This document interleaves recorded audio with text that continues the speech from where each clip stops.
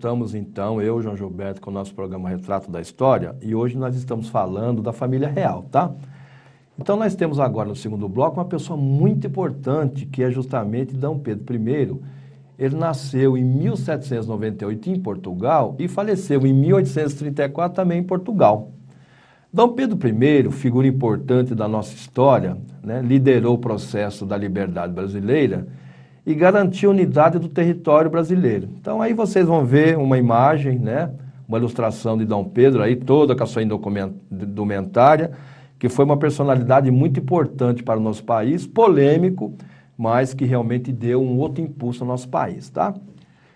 Dom Pedro, então, ele nasceu em Lisboa no dia 12 de 10 de 1798, ele era filho de D. João VI e a Carlota Joaquina. Aos 10 anos de idade, ele teve que trocar Portugal pelo Brasil, por quê? Porque ele veio junto com a família real, que estava fugindo lá das tropas de Napoleão Bonaparte, que invadiu a pátria dele. Então ele veio, jovem, com 10 anos para o Brasil, tá? Com a morte de Dona Maria I, em 1816, D. João VI assumiu a coroa e Pedro recebeu o título de príncipe real. Ele casou-se com a Leopoldina, duquesa da Áustria. Então aí vocês vão ver uma imagem da Leopoldina, bonitona aí, né? Para ilustrar o nosso programa aí. Muito bonita a Leopoldina, mas que passou muito dobrada aí com Dom Pedro I, porque realmente ele não era brincadeira, não. Com o retorno da família real a Portugal, ele foi nomeado príncipe regente, tá? E a mudança significou os transtornos aí para o povo brasileiro, tá? Porque vários privilégios que nós tínhamos na época de D. João, eles foram simplesmente anulados, tá? Em 9 de janeiro de 1822, o príncipe anunciou o famoso Dia do Fico. Como é para o bem de todos e felicidade geral da nação, estou pronto, diga ao povo que fico. Então, essa data é muito importante, tá? Pedro organizou o ministério e escolheu José Bonifácio para liderar. Então, aí vocês têm uma imagem de José Bonifácio, né, que foi um grande mentor aí da nossa independência, junto com o pessoal da maçonaria, tá? As relações entre Portugal e Brasil se complicaram, pois Pedro resolveu se rebelar contra a Constituição Lusa, que comandava aqui o país, e ele convocou uma Assembleia Constituinte brasileira. Então isso criou realmente muito transtorno. Nessa empreitada tinha o apoio da aristocracia rural, a imprensa, a maçonaria, e ele fez uma viagem do Rio a São Paulo e ele passou os poderes que ele tinha, lógico, como imperador, para a princesa Leopoldina. Na semana seguinte, a princesa recebeu notícias que Portugal estava preparando uma ação contra o Brasil.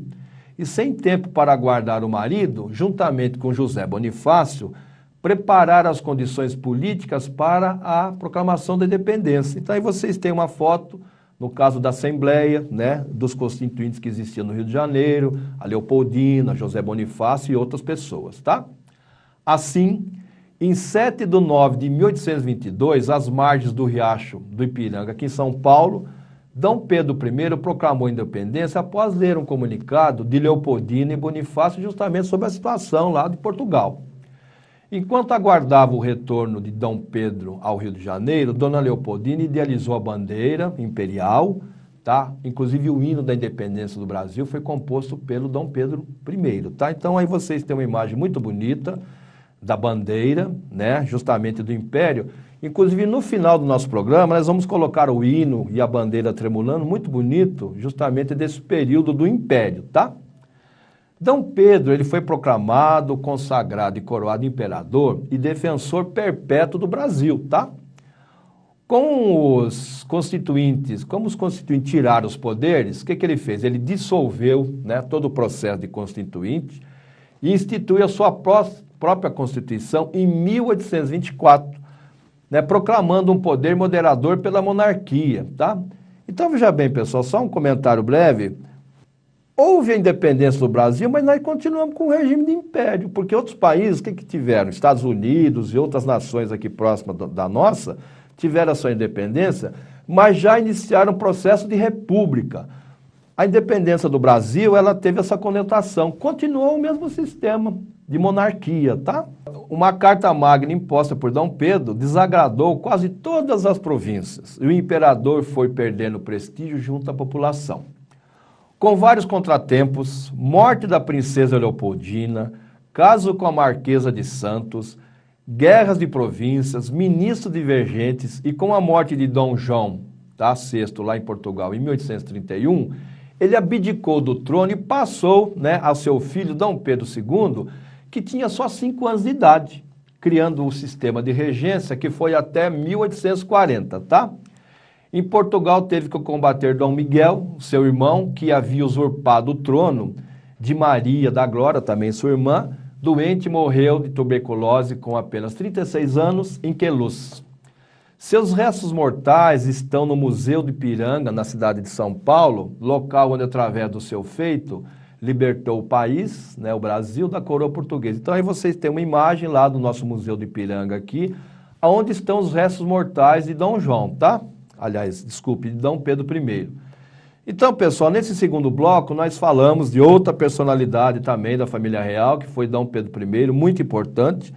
E a gente pede, quando você, né, realmente tiver e quiser mais informações, o nosso programa tem um tempo, né, de 20 e poucos minutos, entre no meu site, que é o www.holonomia.com.br, lá nós temos muito mais informações. Nós vamos fazer um pequeno intervalo e no próximo bloco nós vamos concluir com justamente falando de Dom Pedro II, que também foi outra personalidade muito importante para o nosso país, tá? É só um minutinho e nós já voltamos.